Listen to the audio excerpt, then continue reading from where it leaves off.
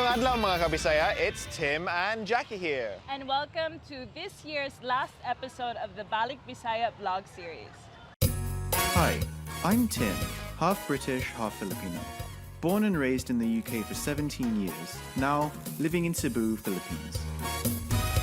Hi, I'm Jackie, Filipino-American, born and raised in the United States for 21 years, now living in Cebu, Philippines.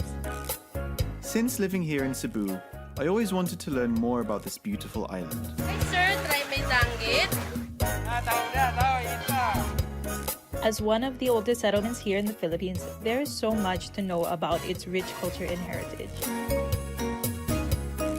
Join us as we dig deeper into our Cebuano roots. Ubanta sa Balik Bisaya. So, what will our last episode be about, Jack? This last episode is going to be all about Sinigbuanong or Cebuano music, and we'll be going through different generations of music here in Cebu. So, does that mean we get to listen to some current artists and bands too? Absolutely. In the year 1995, inside a cave in Slovenia, a flute considered to be the earliest musical evidence was found. This flute was made from the thigh bone of a cave bear. The bone flute, also referred to as the Neanderthal flute, dated to be from 60,000 years ago, at a time when human language is not yet developed. Its discovery is a testament to the fully developed artistic and creative ability of the early humans. Over time, several musical expressions were made and recorded through archaeological findings. Musical notes, songs, scripts, and other instruments indicated a largely innovative and creative musical history. In the Philippines' pre-colonial times, traditional songs were passed on orally, taught by parents and grandparents to their young. Such songs are referred to as folksongs. Examples of these are Si Filemon, an occupational folk song about the fisherman Filemon who earns very little from his work, using his earnings to buy coconut wine or tuba. There is Tong Tong Tong Pakitong Kitong about the challenge of catching crabs, and the counting song Chikading that instructs children.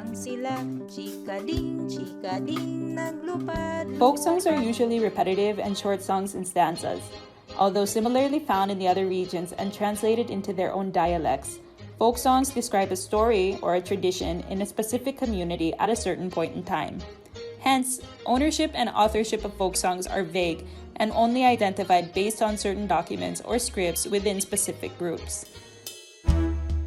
There is no argument that Cebu's musical history predates the current available information and findings. There must be a great wealth of songs and compositions lost to the times. But in Cebu's contemporary era, in the backdrop of the 1900s' earliest decades, a prominent Cebuano song was composed. This is Kasadya Ning Takna by musicians Vicente Rubi and Mariano Vestil.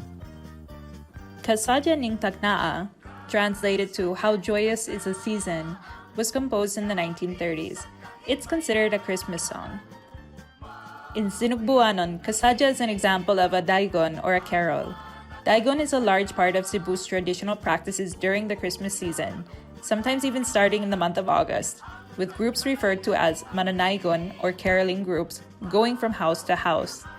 The prominence of Kasadya Ning Taknaa is so wide that today's children and caroling groups all over Cebu are still sure to have this song in their list when going around to houses. The history of Kasadya Ning Taknaa, from writing, production, to distribution, and the controversy of its alleged Tagalog copy, Ang Pasko Ay Sumapit, is an example of a Cebuano music that expresses the Cebuano experience, something that continues into the next century. An important figure in Cebu's early music scene is Father Rudy Villanueva, considered by many to be the father of Cebuano pop music. Today, his influence is still felt across Cebu's local music scene and across the whole Visayas. Father Rudy Villanueva is also credited as the teacher and mentor of today's prolific composers and songwriters. He was a professor of music at the San Carlos Seminary College and at the Filemon University School of Music. He is remembered by his students as a talented and creative musician who taught the technical and basic skills of music, which paved the way for a creative and varied sound in Cebu and the Visayas. Musicians like Max Serban and Yoyoy Villiame were some of those who collaborated with Father Rudy.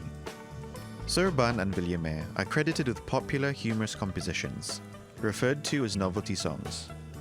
Villiame's Magellan, a comedic retelling of the Portuguese arrival in Cebu, is one of these. On March 16, 1521.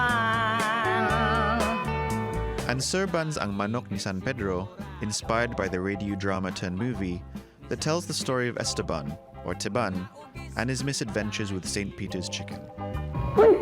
Ikaw na, Sir Pedro! As kasikatan mo kalibutan mo! Naghanay kang fans dito! Esteban Escudero, sir! Esteban Escudero? Esteban Escudero. Abangan na ba kang pangita, sir?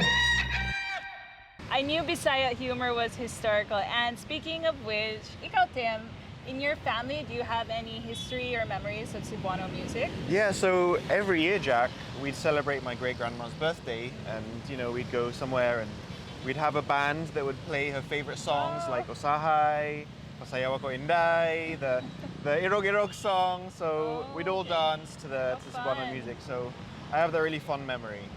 How about you? I have a memory that my lolo also, he used to put Cebuano music on the background on the radio whenever he was like getting ready for work and things like that. So I think that was like their jam, Another highly prominent genre in the 1960s up to the 1970s in Cebu were the ballads interpreted by singers like Pilita Corrales, dubbed as Asia's Queen of Songs, Susan Fuentes, Queen of Visayan Songs, and Dulce, Asia's timeless diva. Songs like Greg Labha's Usahay and Ben Zubiri's Matud Nila are some of the pieces they have popularized.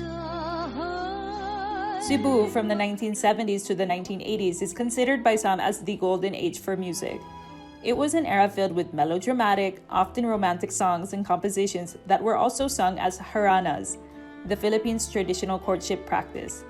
The romantic effect of the songs at the time served as serenades.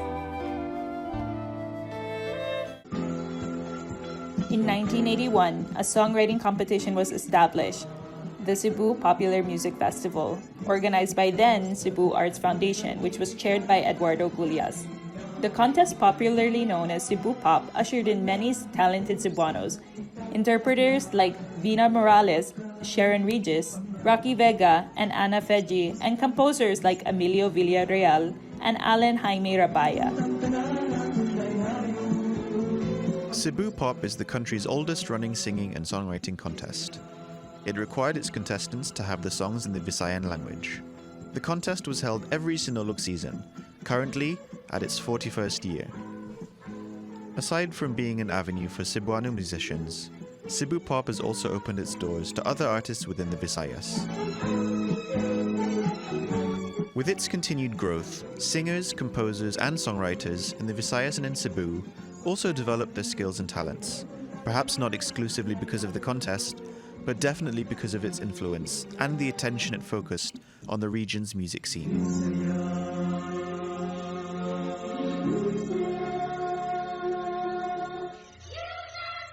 Cebu music starting in the 1990s saw the popularization of several other genres. From novelty songs to ballads, music inspired by the West was being produced. Termed by some as New Cebu music, they were mostly songs in English. An essential album to listen to would be Mango Jam, Best of New Cebu Music Volume 1, a compilation of songs from different Cebuano artists, mostly sung in English.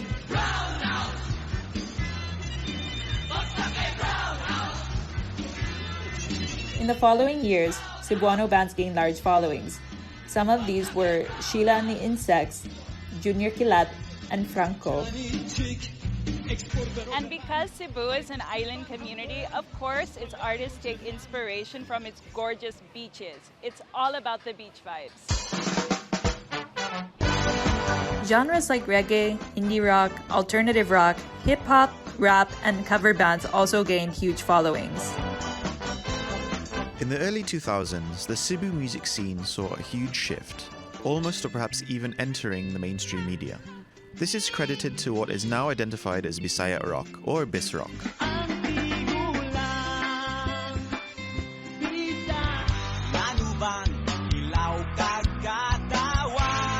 Although estimated to have been around since the 1980s, it was only in the early 2000s that Cebuano rock music received much focus from the audience. Its growth was considered as a revival of the attention that was received at the time of Cebu Pop's early years. Bisrock received an almost cult-like following. Pirated CDs of their tracks circulated all over Cebu. Some would even burn themselves a copy. Artists like Missing Filemon, Aggressive Audio, BTU and Filemon are only some of the well-loved bands of the time.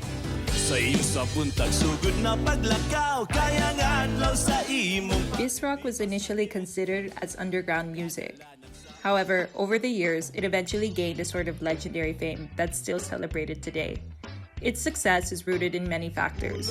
One is its language use, a mixture of English and Bisaya lyrics that perhaps fully express the life of the Cebuano at the time. Its relatability is such that today, Bisrock bands are still able to dominate music festivals and municipal or city events in Cebu.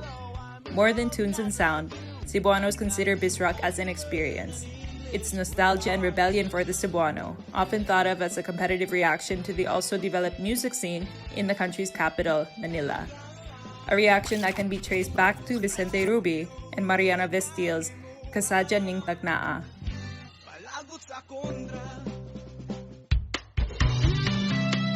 Moving on from the 2000s, an initiative drawing from the 80s golden era of Cebuano music by Cebu Pop and from the living legends of Bisrock came Vispop. Vispop, or Visayan Pop, is a singing-songwriting contest that was started in 2010 and eventually launched in 2012.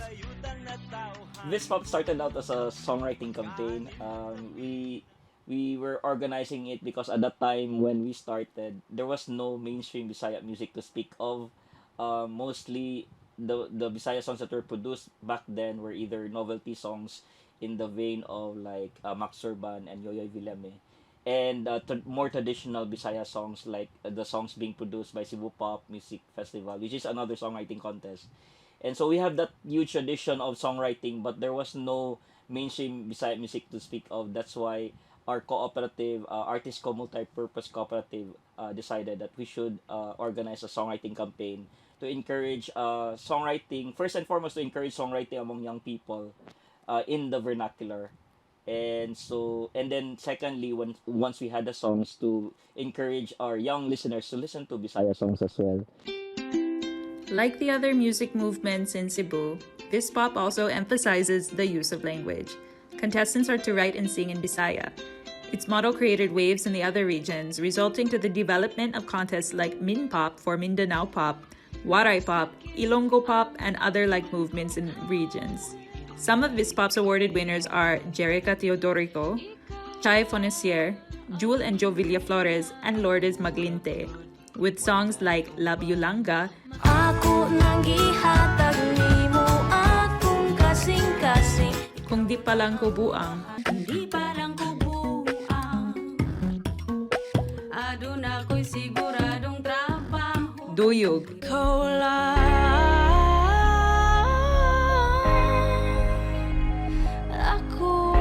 ang Buwag Balik.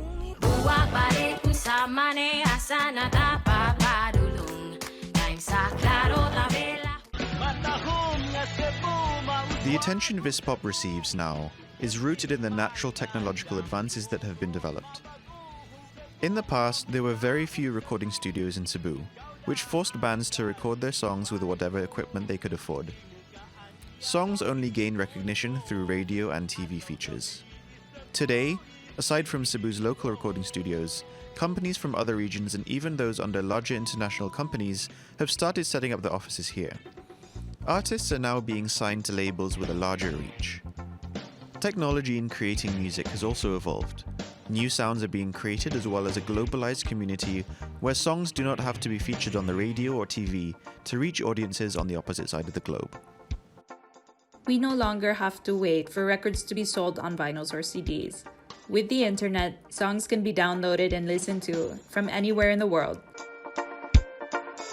Mga kabisaya, we're here today at one of Cebu's few but growing number of recording studios.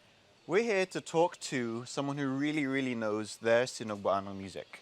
Ayo! Ayo!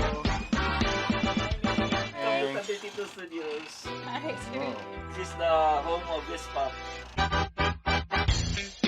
This is 1032 Studios, and Jad Bantog, my friend, he was the guy who brought this studio from the ground up. So basically, like all the relevant like Bisaya music that you've been listening to for the past decade, most likely has been recorded here. So, so this is the live room. Like this is actually a very typical like studio setup where it's like bifurcated, so it's actually not connected to the other side of the room, so that sound won't transfer to the other side of the room. So me, the producer Jude, we're usually there inside, and then we're going to listen to the song, and then the performers are here. So this is the live room, the mics. So anything live, if we need to capture a live performance, we do it here. Most of, like, you can actually do most of your production inside, like we call it in the box, so inside the computer. So we use plugins like software, but there's always that need to give that live. When we have that, you need, my friends call it like that real live, real musician energy. Yeah, like that that's a feeling of punch. pushed air. Yeah. So it was, if we need that, we have this room. Oh. So a lot of So like, a lot of musicians have been Yeah, around here. have been around They're here. familiar with Aside from the this, studio. so, Yeah. so it's not only Vispop, it's also a lot of the local scene.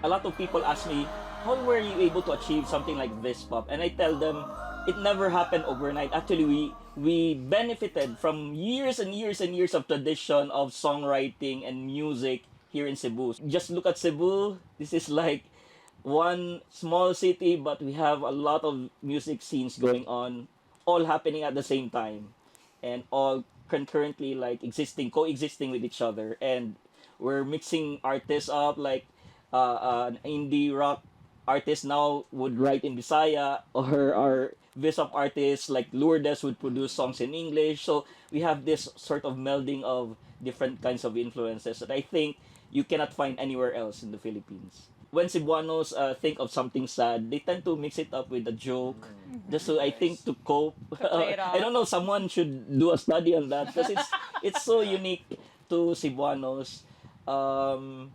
Yeah, so I guess it's part of the language, it's part of the culture, and that's why you hear it in the songs, because the artists are trying to be really honest to themselves, to their own identity. So those kinds of qualities of cultures seep into their writing, and that's what you hear on those songs. Yeah, I think it's about time that the business sector participate in this. Yeah. Because it's been the artists all this while. And it's fine that the artists are the ones doing this, but we need the expertise of business people, entrepreneurs, who can make this a sustainable thing. And actually, that's where we're at right now. That's why we're pushing for Vispop to be in the mainstream. Our tagline is Bisaya music in the mainstream. Biggest reason is we want our musicians to earn. And we want them to earn from this as their first business. That's why we're also partnering with a lot of business sectors right now. We are talking with people who would want to invest. It's nice that the artists are the one doing the business right now, but I'm sure there are better people who are better at doing business than the musicians. So there has to be like this synergy of this two communities. And I still believe that Bisaya music would prosper if we have that community. And if we have people who actually believe in this idea so much that they would want to put money in it. We want to make Cebu like Nashville, or we want to make Cebu like like LA, Like a music capital. yeah. Yes. But we recognize that it has to be a lot of a lot of parts working together. Can't be just the musicians. Yeah, It's an industry. It has to It's be an industry, the business yeah. component, and then the government should take part. Yeah. All of this sector should participate in this. Yeah. And because the good thing about music is everyone benefits from it. So if we are able to build this community, we can bring people here to watch our shows, but also at the same time bring people here to Record. for the businesses, Yeah. the other businesses. We actually believe that we can boost the economy, like with Vispop, like with Bisaya music. Yeah. It's not just like art for the sake of art alone. Yeah. Like we can actually like fill a gap in like for community and actually build like an economy. We've already achieved a lot. I would say like that idea that Spotify recognizes Vispop as a genre. Yes. I think that's one of the best things that happened to us. But then that would only be an idea if the other sectors won't participate. So I think this is a good step forward if we're able to organize everyone, and that's our goal for 2023 actually.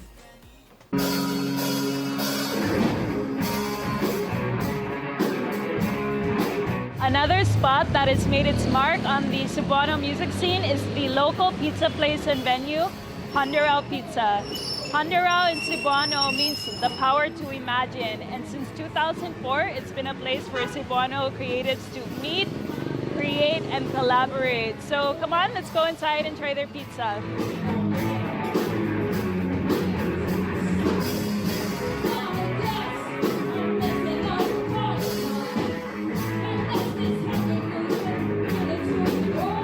What is eating pizza without the company of friends? So come on guys, mga amnata, let's eat.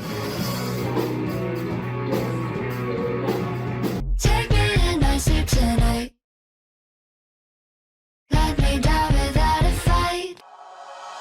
Drop me from As with all forms of art, unique types and genres will pop up to contrast the mainstream ones. In music, we call this the indie scene. Independent artists who are not signed onto major labels and companies, but are producing, distributing, marketing, and ultimately financing their own work. Today in Cebu, there are artists and bands like Francisco, Bethany, Cobra Commander, The Pervs, Spirals, Lux, Al Akbar, and many other Cebuano artists who are in the indie scene playing at smaller, local venues in the city. Genres can vary from new wave, punk, hardcore, or even Britpop. Cebuano indie musicians add to the variety of sound found in Cebu because they aren't subject to the standards of another entity and rather rely on their own creativity and arrangement. On a certain level, collaboration among and with indie artists are more flexible, a trend that is also crucial in the growth of Cebuano music as an industry.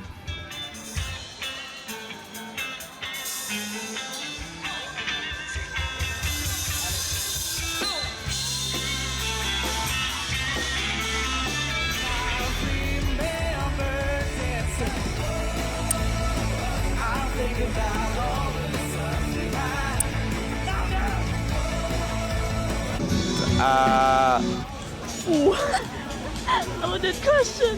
Cebuano music essentially is a music from Cebu. Cebuano music is, I guess in a way it's like a gem.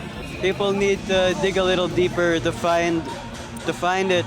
But my hope is that one day, you know, we get the attention that we don't have right now. Because there's a lot of great artists that people don't know about yet. Yeah. If I were to I would compare it to mura siya underground nga murag siomai shop nga lami kay tanan not a lot of people know about it gani. Kanang murag di man siya may categorize into one thing lang kay nowadays daghan na kayo og lain-lain na mga genres and mga styles na gikan sa gawas niya murag i-perform diri. Cebuano music is about the culture and the people around it. Cebuano music right now, I think very diverse na siya, which is a good thing, no? Kay tungod locally daghan na tag ma-produce nga sound nga dili lang siya, for example, like before nga rock lang rock. Karon nanay mga indie, nanay indie pop, nanay pares nila mga choy kayo. Nasay, di ba, mga daghan na vary na siya ba. So I think right now that's what Cebuano music is, very diverse and amazing.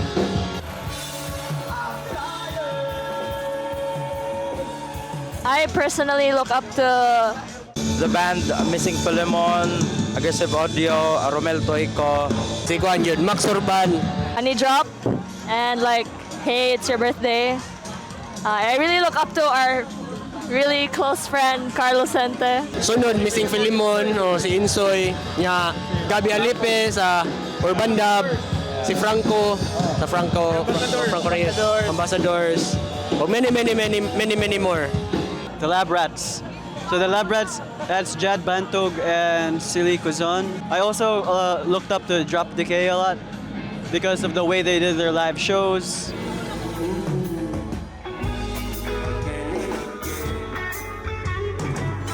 It's a lot better now than it was before. So far sa akong nakita ron kay naa na dyoy mga ni support nga mga people and mga fans nga naara sa Cebu nga ni support sa mga local communities. Apel na sad ang mga Cebu musicians. I think so. I think wam ginanawa siguro ang love sa mga Cebuano sa ilang own music.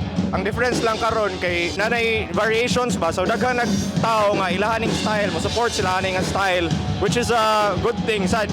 And I think karon mas prominent na siya, mas klaro na nga daghan nagmaminaw because of that reason nga daghan nag music ba, musical styles sa Cebu.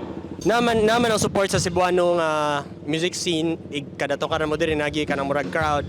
Nya wag na siya nga na-change na lisod yun gyapon i-please ang mga taga Cebu, which is a good thing kay mura siya mas mo strive mo ka na murag mo better sa inyong craft ba.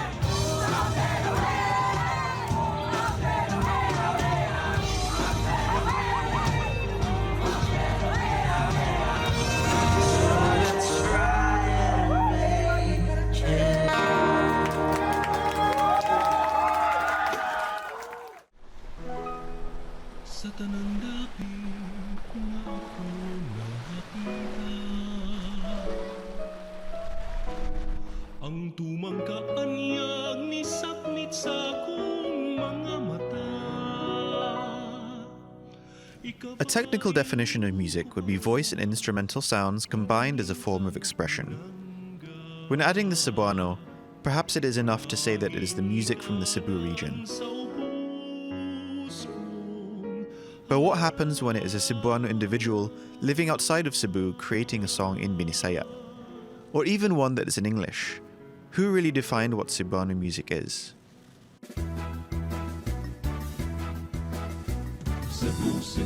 For the Cebuano musician, it is simply voice and instrumental sounds, combined as a form of expression.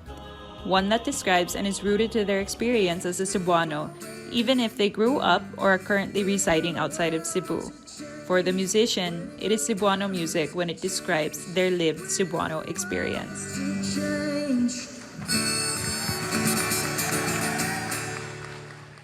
Alright mga kabisaya, so that marks the end of our vlog series for the year.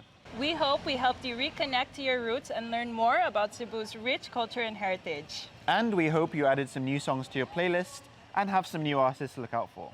So we'd like to thank everyone involved in making this vlog series, from our guests in episode 1 on the Santo Niño, from episode 2 on Cebuano food, and our wacky feature on the Cebuano language in episode 3. And again, we'd like to thank everyone for joining us for our final episode today on Cebuano music. Daghang salamat. And daghang salamat to all of our crew. Actually, watch out for a special episode coming soon. Amping! Come and rescue a rainbow that fate is choking yellow. We are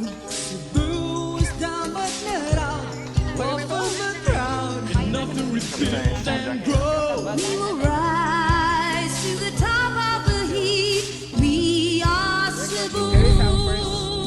Ikaw ako kapugi, ini ang putling bahandi. The pizza place and venue that has been... sorry, first restaurant to. Go ahead. We are Cebu.